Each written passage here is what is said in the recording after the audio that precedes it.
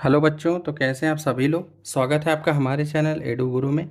और आज हम लोग प्रश्नावली 1.3 के प्रश्न संख्या 3 को हल करेंगे, जिसमें हमको इन जो दशमलव प्रसार दिए हुए हैं इनको हमको p/q के रूप में लिखना है, यानी परिमेय संख्या इनकी बतानी है। हमने आपको बताया था कि जो शांत दशमलव प्रसार होता है या अशांत आवर्ती दशमलव प्रसार होता है, ये किसका होता है? परिमेय संख्या, यानी इनको हम परिमेय संख्या में बदल सकते हैं। तो इसमें हमको 3 सवाल दिए गए हैं और इसमें हमको यही करना है कि इसको p/q में लिखते हैं। ठीक है, तो इसका आसान तरीका होता है, बहुत ज़्यादा इसमें कठिनाई नहीं होती। देखिए, कठिनाई इसमें होती है, जैसे मैं आपको बताऊं, जैसे यहाँ पर क्या है, एक एक अंक रिपीट हो रहे हैं या तीन तीन अंक रिपीट हो रहे हैं। इन सवालों को आसानी से हल। अब यहाँ जैसे क्या है कि देखो, एक छोड़ के एक फिर रिपीट हुआ है यहाँ, यानी इसका आंसर क्या है? 0.477777 ये है। तो नियम एक है कि दशमलव के बाद हमको ऐसा नंबर रखना है जो कि सीधा रिपीट ही करता हो। ये नहीं है तो इसको बनाना पड़ेगा, है ना। तो चलिए हल करते हैं, हल करने से ज़्यादा समझ आएगा। तो देखो, यहाँ पर जो दिया है उसी को मान लेते हैं। तो हम क्या करेंगे, x बराबर यहाँ लिख देंगे, माना x बराबर 0.666 ऐसे ही चल रहा है ना। उसके बाद हमको क्या करना होता है कि यहाँ से जो प्रसार हो रहा है, जैसे एक अंक का हो रहा है तो उसी का हम गुणा कराते हैं। तो 10 का क्या करा देंगे, दोनों पक्षों में गुणा करा देंगे, है ना। यहाँ लिख देंगे दोनों पक्षों में 10 का गुणा करने पर, यानी जो अंक का प्रसार हो रहा है वो एक इधर आ जाए, है ना। एक अंक का हो रहा है तो 10 का कराएंगे। तो यहाँ क्या हो जाएगा, 10x बराबर 6.666। अब इसमें तो कोई फर्क पड़ना नहीं है, तो वैसे ही रहेगा। इसको हम समीकरण 1 मान लेते हैं, इसको समीकरण 2 मान लेते हैं और लिखते हैं कि समीकरण 2 में समीकरण 1 घटाने पर, तो 2 में 1 घटा दोगे तो देखो 10x बराबर 6.66666, ये रिपीट हो रहा है। यहाँ से हो जाएगा x बराबर 0.66666।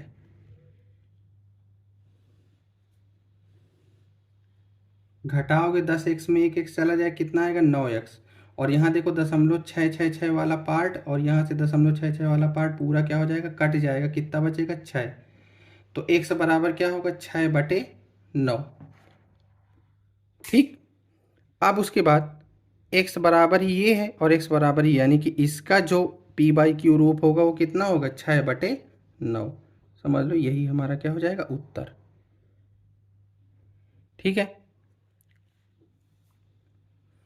उसके बाद हम लोग अब इसी तरह का तीसरा सवाल को पहले हल कर लेते हैं, क्योंकि ये भी उसी तरह, इसमें तीन तीन अंक रिपीट हो रहे हैं। तीसरा देखो, वैसे ही करना। x बराबर मान लो 0.001 001 001 और ऐसे ही चल रहा है। अब यहाँ देखो कितने अंक का रिपीट है, कितने अंक बार बार पुनरावृत्ति हो रही, 1 2 3 अंकों की। तो हम लोग कितने का गुणा कराएंगे, 1000 का। तो दोनों पक्षों में 1000 का गुणा कराने पर, और इसको समीकरण 1 मान लेना, उसी तरह सेम बिल्कुल। ठीक है, 1000 कराओगे तो यहाँ आ जाएगा 1000x।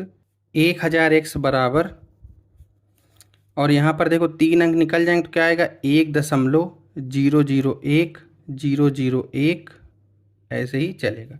इसको जो है समीकरण 2 मान लेंगे। सेम वही करना है, क्या करेंगे, समीकरण 2 में समीकरण 1 घटाने पर, तो 1000x बराबर 1.001 001 डॉट डॉट डॉट, और x बराबर 0.001 001। ये जब आप घटा दोगे ना तो यहाँ से क्या आएगा, 999। x बराबर, ये पूरा दशमलव वाला भाग, इधर का दशमलव वाला भाग कट जाएगा, एक आएगा।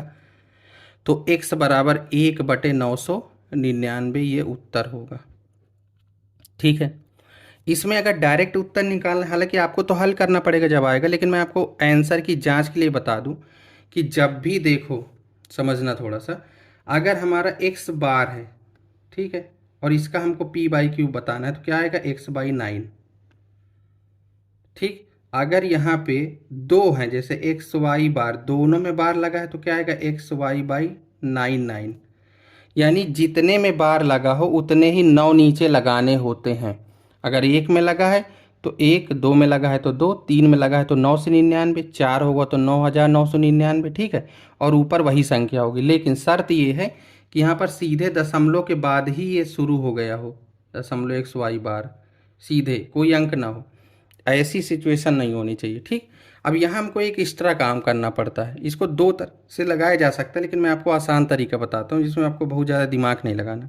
देखो, सबसे पहला काम है, इसको मान लो x बराबर क्या है 0.477777 ऐसे करके। लेकिन अब हम लोग क्या करते थे, देखो कि जो आवर्ती होता था हमारा प्रसार, उसको हम लोग एक अंक इधर करते थे। लेकिन अब समस्या ये कि यहाँ पे ये 4 फंसा हुआ है, तो पहला काम हम लोग यही करेंगे कि हम लोग पहले 4 को निकाल लें बाहर। तो 4 को निकालने के लिए हमको क्या करना पड़ेगा, दोनों पक्षों में 10 का गुणा करना पड़ेगा। तो दोनों पक्षों में 10 का गुणा करने पर तो 10x बराबर यहाँ से आएगा 4.7777 ही। अब ये सवाल हमारा ये बन चुका है, ये समझ लो मेन। ठीक है, अब देखो दशमलव के बाद तुरंत प्रसार शुरू है, इसको मानेंगे समीकरण 1। तो अगर किसी में ना भी शुरू हो तो पहला काम हम ये कर लेते हैं कि उसको पहले बाहर कर लो। ठीक है, अब देखो यहाँ पर अब प्रसार को अंदर करो, तो फिर से वही काम करेंगे, दोनों पक्षों में 10 का गुणा करने पर। तो यहाँ जब 10 का गुणा करा दोगे तो यहाँ से क्या आ जाएगा, यहाँ से आ जाएगा 100x बराबर 47.7777। ये समीकरण 2 है। समीकरण वही तरीका, समीकरण 2 में समीकरण 1 को क्या कर देंगे, घटा देंगे। तो 100x बराबर 47.7777 और समीकरण 2 है 10x बराबर 4.7777 ऐसे। और ये दशमलव वाला भाग कट जाएगा, 47 में 4 घटाएंगे तो 43 आएगा, और यहाँ से आ जाएगा 100 में 10 घटेगा 90x। तो x बराबर कितना आ जाएगा 43/90। ठीक है, इस तरीके से तो ये उत्तर हो जाएगा आपका। ठीक है, कुछ क्या होता है कि कुछ लोग ये होता है कि जैसे ये 4.7 बना लिए तो उसी को लिखने की कोशिश करते हैं कि ये हो जाएगा जैसे हमारा 4.777 बन रहा है, तो इसको हम लोग क्या लिख सकते हैं, इसको हम ये लिख सकते हैं कि 4.3 धन दशमलव, फिर आगे इसका रिपीट कर दें 3 करके। तो उस तरह में हो जाता है गड़बड़, है ना। आप मान लो ये सवाल को तो बना ली, कोई आपसे और पूछ लिए गया तो वहाँ आप ना बना पाए जोड़ के। इसलिए सबसे आसान तरीका ये होता है कि जो भी यहाँ पर लिखा है पहले उसको क्या कर लेंगे, यहाँ दशमलव को अलग कर लेंगे। इस भाग को अलग करने के बाद फिर दशमलव के बाद तुरंत प्रसार जब शुरू हो जाएगा तो फिर हम अपने अनुसार करेंगे। यहाँ 1 का शुरू है तो 10 का गुणा करा लेंगे, तो इसको पहला और इसको दूसरा मानेंगे, फिर इससे मतलब नहीं है। ठीक, अगर इसी में सवाल मान लो ये पूछ लिया जाता आपसे कि 0.567 बार ऐसे, तो हम लोग इसको x मानते, फिर कितने का गुणा कराते 100 का, तो 100x बराबर 56 को अलग कर लेते, फिर 0.7777। तो ये फर्स्ट पहला समीकरण होता।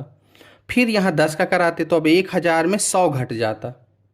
ठीक है ना, या इसी में अगर ये 76 का चलता रिपीट तो पहले तो 100 का ही कराते, लेकिन अब यह 76 चल रहा है, तो आप कितने का यहाँ से कराते, 2 अंक हमको निकालने थे, तो इसमें हम लोग कितने कराते 100 का।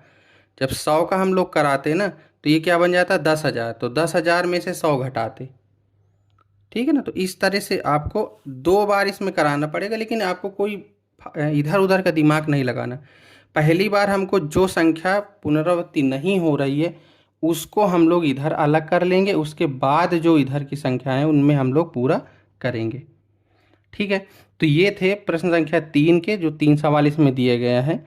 इनको p/क्यूब में किस तरह से बदलना है ये हमने आपको लगवा दिया। अगले वीडियो हम लोग प्रश्न संख्या 4 की ओर बढ़ेंगे। ठीक है, तब तक के लिए धन्यवाद। पढ़ते रहिए, मस्त रहिए।